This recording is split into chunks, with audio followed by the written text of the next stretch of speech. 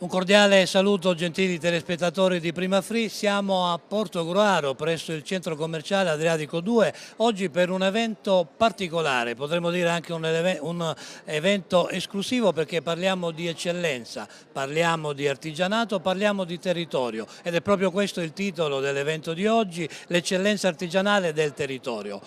Vicino a me il direttore del centro commerciale Adriatico 2, Attilio De Micheli, col quale ci intratterremo in questo inizio di trasmissione e vi faremo compagnia per qualche ora giusto per conoscere questo importante sito commerciale della città di Portogruaro, ma anche per vedere da vicino quelle che sono le eccellenze artigianali. Direttore, è un'iniziativa che nasce in collaborazione con Confcommercio.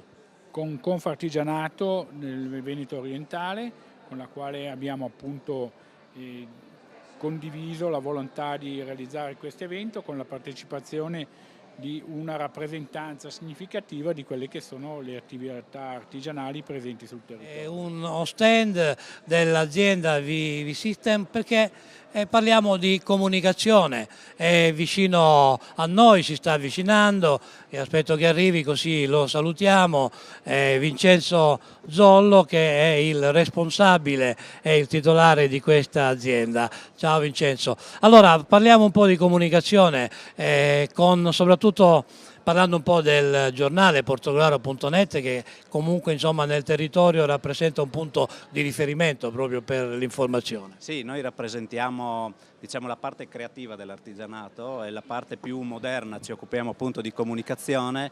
La comunicazione la svolgiamo a livello editoriale principalmente con la testata appunto portogruaro.net. Come dicevi tu è uno dei principali mezzi di informazione del nostro territorio, l'anno prossimo compie 20 anni. Quest'anno abbiamo la testata portogruaro.net, mentre la parte puramente rivolta al cartaceo, quindi al giornale che potete vedere qui, ha fatto quest'anno 10 anni, al quale abbiamo appunto dedicato anche un numero speciale con delle copertine d'autore autografate dall'artista Gianni Marella. Ci rivolgiamo a tutto il territorio del portogruarese, quindi non solo a Portogruaro ma anche ai comuni limitrofi, e ci occupiamo principalmente con questo strumento cartaceo che va in tutte le famiglie di approfondimento, mentre la parte dell'online, quindi del portale online, si occupa diciamo di informazione quella un pochettino più quotidiana con anche la cronaca, cultura e spettacolo.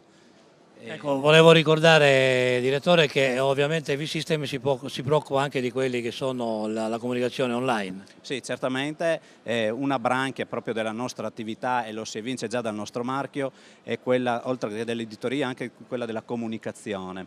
Quindi ci occupiamo appunto di realizzare e promuovere l'immagine delle aziende, sia per quello che riguarda diciamo, la parte tradizionale, quindi che ne so, dallo studio del logo, del marchio a tutti i coordinati commerciali, ma anche e soprattutto della parte online, che è quello, diciamo, il nostro core business, quello con il quale abbiamo cominciato. Quindi seguiamo lo sviluppo e la promozione della parte internet delle aziende attraverso anche il social media marketing.